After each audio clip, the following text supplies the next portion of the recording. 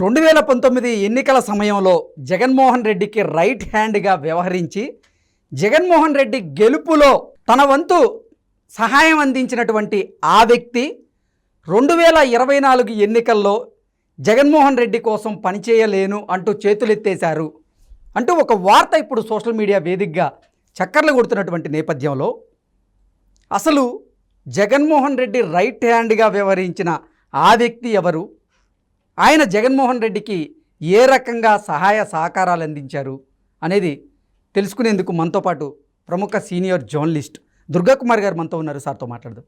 Sir నమస్తే అండి. నమస్కారం కృష్ణ గారు, మన వీక్షకులు కూడా నమస్కారం.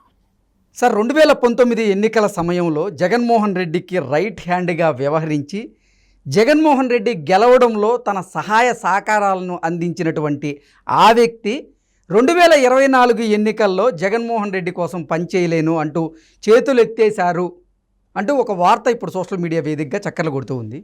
ఇంతకీ జగన్మోహన్ రెడ్డి రైట్ హ్యాండ్గా వ్యవహరించిన ఆ వ్యక్తి ఎవరు, ఆయన అప్పుడు ఏ సహాయ సహకారాలు అందించారు, ఇప్పుడు ఎందుకు అందించలేను అంటూ చేతులెత్తేశారు అంటే ఏం చెప్తారు? అంటే ఆంధ్రప్రదేశ్లో ప్రస్తుతం అధికారంలో ఉన్న యువజన శ్రామిక రైతు కాంగ్రెస్ పార్టీ అంతర్గతంగా కూడా ఇప్పుడు మీరు చెప్పినటువంటి ఆందోళన వాళ్ళు ఫేస్ చేస్తున్నారు. గతంలో లాగా మనకి ఈసారి గెలుపుకి మనకు ఒక అదృశ్య శక్తి గతంలో పనిచేసింది, ఇవాళ ఆ అదృశ్య శక్తి లేదు. మనం సొంతంగా ఇవాళ ముందుకు వెళ్లాల్సి వచ్చిన పరిస్థితి వచ్చింది. దీనికి తోడు ప్రభుత్వ వ్యతిరేకత వచ్చింది, 5 సంవత్సరాల తీవ్రమైన వ్యతిరేకత వచ్చింది. కాబట్టి మనకి గతంలో అంటే ఒక దేవుడిలాగా సహాయం చేసిన వ్యక్తి అంటే రైట్ హ్యాండ్ కాదండి, ఆయనగా చెప్పాలంటే ఆయన ఒక బిగ్ బాస్ లాగా చెప్పచ్చు. అంటే ఆంధ్రప్రదేశ్ ప్రభుత్వం ఏర్పాటులో ఆయన ఒక అద్వితీయమైన పాత్ర పోషించాడు. ఒక దైవికంగా వచ్చి కనుక సహాయం చేస్తారు చూసారా, అలాంటి సహాయం వాళ్ళకి అందింది. అది మీరు అనుకుంటున్నట్టు ఆయనకి రైట్ హ్యాండ్ కాదు, ఆయనకన్నా పెద్ద శక్తి, అంటే ఒక అదృశ్య శక్తి, ఒక ఆకాశవాణిలాగా. ఆయన ఎవరో కాదండి, కేసీఆర్ గారు. ఆయనకి రైట్ హ్యాండ్ కాదు, ఆయనకు ఒక దైవం లాంటి వ్యక్తి, ఒక ఆకాశవాణిలాగా ఆయన్ని అన్నీ ఆయనే నడిపించాడు. అది 2019లో అసలు ఈ పార్టీకి గెలుపుకి కావాల్సిన ధైర్యాన్ని ఇచ్చి దానికి కావాల్సిన వ్యూహం కూడా ఇచ్చాడు ఆయన. దానికి కావాల్సిన ఆర్థికంగా సహాయం చేశాడు. తర్వాత పార్టీ పరంగా ఎవరెవరినైనా సరే వాళ్ళని బెదిరించో బామాలో వైఎస్ఆర్సీపీ తరపున మీరు వెళ్ళాలి పనిచేయాలని హైదరాబాదులో ఉన్న పారిశ్రామికవేత్తల్ని, పెద్ద పెద్ద వ్యాపారవేత్తల్ని, బిల్డర్స్ని, అంటే ఆంధ్రప్రదేశ్ మూలాలు ఉన్న వ్యక్తుల్ని ఆయన మీటింగ్ పెట్టి మీరు ఎట్టి పరిస్థితుల్లోనూ నాకు జగన్మోహన్ రెడ్డి గెలుపు నాకు ముఖ్యం కాదు, జగన్మోహన్ రెడ్డి గెలుపు కూడా నాకు సమానమైన ప్రాధాన్యత అంశం. కాబట్టి మీరు మీ సంస్థలో, మీ వ్యవస్థలో, మీ బిజినెస్లో ఇక్కడ నడవాలంటే అక్కడ నాకు వైఎస్ జగన్మోహన్ రెడ్డి గెలిచి తీరాలి. మీరు అవసరమైతే మీరు తెలుగుదేశంలో ఇప్పుడు ఉన్నారు కదా, మీరు ఇక్కడ రాజీనామా చేసేయండి. ఆర్థికంగా కూడా మీరు ఆయనకి వైఎస్ఆర్సీపీకి ఇంత ఫండ్ నిర్ణయించేశాడు ఈయన, మీరు ఇంత ఫండ్ ఇవ్వండి. తర్వాత మీ ఫ్యామిలీ మెంబర్స్ వైఎస్ఆర్సీపీ తరఫున పోటీ చేయాలి. అప్పుడు రాక తెలుగుదేశంలో ఉన్న ఫ్యామిలీస్ సడన్గా వైఎస్ఆర్సీపీలోకి వెళ్ళి పోటీ చేసి మీ డబ్బులు మీరు ఖర్చు పెట్టుకోవాలి. ప్లస్ మీ పక్కనున్న ఫలానా నియోజకవర్గాలకు సంబంధించిన శాసనసభ నియోజకవర్గ ఖర్చులు కూడా మీరు భరించాలి. శాసించాడు. ఆ విధమైన శాసించడం అనేది జగన్మోహన్ రెడ్డి గారికి 1000 ఏనుగుల బలాన్ని ఇచ్చింది. అంటే అసలు ఇక ఆయన అలా కూర్చుంటే చాలు మిగిలిన చక్రం అంతా, అంటే అర్జునుడికి కృష్ణుడు రథసారథ్యం ఎలా చేశాడో అర్జునుడికి కాదు అక్కడ అసలు బలం అనేది, వ్యూహం కానీ ఏదైనా శక్తి కృష్ణుడి రథసారథిగా వ్యవహరించాడు. ఆయన్ని ఎక్కడ రథాన్ని కొంగగొట్టాలో, ఎక్కడ రథాన్ని తప్పిచేయాలో, అవసరమైతే ఆకాశంలో ఎగరాలో, ఎన్ని రకాలుగా ఆయన్ని అంత అంటే కంటి పాపలాగా కాపాడాడు. లేకపోతే 2019లో కూడా జగన్మోహన్ రెడ్డి గారు చంద్రబాబు నాయుడిని ఎదుర్కొని అయితే చేయలేడు. ఇన్ని బలాల్లోనే ఆయన స్వతహాగా ప్రకృతి సిద్ధంగా ఉన్న కవచ కుండలాలను కూడా కోసేశాడు. ఎవరు చంద్రబాబుకున్న కవచ కుండలాలని చంద్రశేఖరరావు గారు, కేసీఆర్ గారు. ఎందుకంటే ఆయనకి తెలుసు, ఎందుకంటే చంద్రబాబు నాయుడు మంత్రివర్గంలో మంత్రిగా పనిచేశాడు. తెలుగుదేశం బలహీనతలన్నీ ఆయన తెలుసు. కాబట్టి తెలుగుదేశాన్ని స్వతహాగా అయితే ఇతను ఏమి చేయలేడు. కాబట్టి నేను తెలుగుదేశాన్ని ఉన్న బలాలని, ఇక్కడ హైదరాబాదులో ఉన్న బలాలని ఎట్టా కట్ చేసేసేయాలి, వీళ్ళతోనే మళ్ళీ ఆ రథాన్ని, ఆ పల్లకీని ఎట్టా మోయించాలి. ఇక్కడ కట్ చేశాడు ఈయన బలాన్ని, ఆ బలాన్ని అక్కడ యాడ్ చేశాడు. ఆ వ్యూహం అసలు ఎవరికి తెలియదు. ఆంధ్రప్రదేశ్లో 2019లో జరిగిన వ్యూహం ఆ తర్వాత బయటకు వచ్చిన ఇవన్నీ అప్పటికి సామాన్య ప్రజలకు తెలియదు.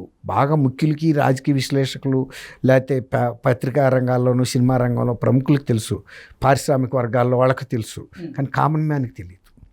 ఆ రకంగా జగన్మోహన్ రెడ్డికి ఏ సహాయం కావాలంటే ఆయన కోరుకుంటే ఆ అస్త్రం చేతిలోకి వచ్చేసేదండి. బ్రహ్మాస్త్రం కావాలంటే బ్రహ్మాస్త్రం, దివ్యాస్త్రం, వర్ష కొంచెం అస్త్రాలు ఇవన్నీ ఉంటాయి కదా, అట్లా ఏది కోరితే అది ఆయన చేతిలో ఇట్ట పెట్టేశాడు. అట్లాంటి శక్తి కలిగిన కేసీఆర్ గారు ఈసారి ఎన్నికల్లో ఆయన ఇక్కడ ఓడిపోవటం, తర్వాత అనేక చిక్కుల్లో ఇరుక్కున్నాడు ఆయనే. ఇప్పుడు వాళ్ళ కుమార్తె కవిత గారు లిక్కర్ కేసులో జైల్లో ఉండటం, ఈ రకంగా ఆయన మీద కేసులు ఇక్కడ రావటం, ఈ ఫోన్ ట్యాపింగ్ కానీ ఇంకా అనేక కేసులు వస్తాయి. ఇది ఓన్లీ బిగినింగే, ప్రారంభమే. తర్వాత ఇంకా చాలా వస్తాయి.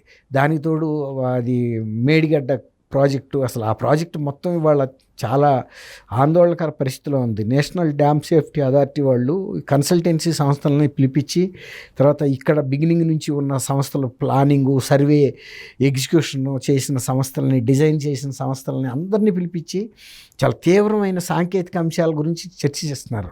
అసలు ఈ ప్రాజెక్టుని అసలు ఎట్లా కాపాడగలుగుతామా లేదా, ఒకవేళ కనుక కాపాడలేని పరిస్థితి వచ్చిందనుకోండి, ఇంతవరకు ఆ విధంగా భారతదేశంలో ఒక భారీ ప్రాజెక్టు ఫెయిల్ అయిన సందర్భం మనం చూడం. ఇంత సాంకేతికంగా అభివృద్ధి చెందిన తర్వాత కట్టింది.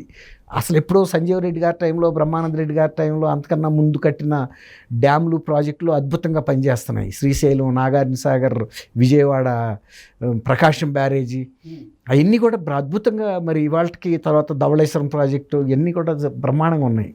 మరి ఇంత కొత్తగా లేటెస్ట్ టెక్నాలజీ వచ్చిన తర్వాత కట్టిన కాళేశ్వరం భారీ ప్రాజెక్టు మొత్తం అంతా కూడా ఒక సంక్షోభంలో పడిపోయింది. వాళ్ళు చర్చిస్తున్నారు వాటి మీద. ఈ చర్చలు అయిన తర్వాత అంతర్జాతీయ స్థాయి నిపుణులు కూడా మళ్ళీ పిలిపించాల్సిందే ఇది. ఎందుకంటే ఇది ప్రజల ప్రాణాలకి సంబంధించిన విషయం. ఎవరో చెప్పారని రాజకీయ ఒత్తిడులతో కనుక డ్యాము నీళ్ళు నింపారనుకోండి, అది కనుక వాషౌట్ అయిందంటే ప్రాణ నష్టం మన ఊహకు అందని విధంగా ఉంటాయి, ఆస్తి ప్రాణ నష్టాలు. సార్ 2019లో మరి జగన్మోహన్ రెడ్డికి సహాయ సహకారాలు అందించినటువంటి కేసీఆర్ గారు 2024లో జరగబోయేటువంటి ఎన్నికల్లో నేను మీకు సహాయ సహకారాలు అందించలేను అంటూ కూడా చేతులు ఎత్తేశారు అంటూ ఒక వార్త ఇప్పుడు సోషల్ మీడియాలో చక్కర్లు కొడుతుంది. ఏంటి సార్ పరిస్థితి, ఏముంది, ఎలా ఉంది? ముందే కనపడుతుంది కదండి సోషల్ మీడియాలో చక్కర్లు కొట్టే తర్వాత మాట. ఇప్పుడు కేసీఆర్ గారు ఎక్కడున్నాడు? ఆయన ముఖ్యమంత్రి పదవిలో ఉన్నాడా? తర్వాత వాళ్ళ అమ్మాయి కొడుకు మినిస్టర్గా ఉన్నాడా? మేనల్లుడు మినిస్టర్గా ఉన్నాడా? కూతురేమో ఇవాళ మరి జైల్లో ఉంది. ఇప్పుడు ఇవన్నీ కూడా చాలా సంక్షోభంకి సంబంధించిన అంశాలే కదా. తర్వాత ఇవాళ ఆయన ఇక్కడ శాసించగలడా? Revanth Reddy chief minister. ఇప్పుడు ఆయన ఫోన్ ట్యాపింగ్ కేసులో ఆయన మీద కూడా వచ్చే పరిస్థితే ఉంది. ఇప్పుడు తర్వాత జరగబోయేది అదే. ఇప్పుడు ఎవరో పై ఆదేశాలు లేకుండా పోలీస్ ఆఫీసర్లకి ఎందుకు చేస్తారు? పోలీస్ ఆఫీసర్లకి ఏం అవసరం? ప్రతిపక్ష నాయకులు గురించి ట్యాపింగ్ పెట్టమని. రేవంత్ రెడ్డి ఆయన చేతిలో దెబ్బతిన్న వ్యక్తి, ఆయనకి తెలుసు ఇట్లా ఈ దెబ్బ తీపి ఎంత లోతుగా కొట్టాడు. కాబట్టి ఇప్పుడు రేవంత్ రెడ్డి ఉన్నప్పుడు ఇక ఆయన జగన్మోహన్ రెడ్డి గారికి ఏ విధంగా సాయం చేయగలడు? ఇప్పుడు గతంలో లాగా ఆంధ్రప్రదేశ్ ప్రజలను పిలిపించి ఇక్కడ పారిశ్రామికవేత్తలను శాసించలేడు కదా. ఆయన కుటుంబాన్ని ఆపద నుంచి బయట వేసుకోలేని పరిస్థితిలో ఆయన జగన్మోహన్ రెడ్డి అంటే ఆర్థికంగా ఏదన్నా సహాయ సహకారాలు అందించే ఆ పరిస్థితి ఏమైనా ఉంటుందంటారా? ఆర్థికంగా కూడా ఇవ్వడండి. ఆయన దగ్గర లివ్వని కాదు. ఇప్పుడు జగన్మోహన్ రెడ్డి దగ్గర లేకపోతే కదా ఇవ్వటానికి. ఇప్పుడు జగన్మోహన్ రెడ్డి గారి కన్నా కూడా జగన్మోహన్ రెడ్డి దగ్గర ఎక్కువ ఆస్తి ఉంది కాబట్టి ఈయన ఎందుకు ఇస్తాడు? ఇప్పుడు అవసరం లేదంటారు. అవసరం లేదు. అప్పుడు ఏమిటి అనుకున్నా అంటే ఈయన నేషనల్ లెవెల్లోకి వెళ్తా కాబట్టి జగన్మోహన్ రెడ్డి సహాయం కూడా అవసరం. ఇక వాళ్ళు ఆయన నేషనల్ లెవెల్కి వెళ్ళే పరిస్థితి లేదు. ఆయన ఆరోగ్యమే డోల్ డ్రమ్స్లో ఉంది, వయసు అయిపోతుంది, తర్వాత ఈ సంక్షోభ పరిస్థితులా ముదిరిపోయినాయి.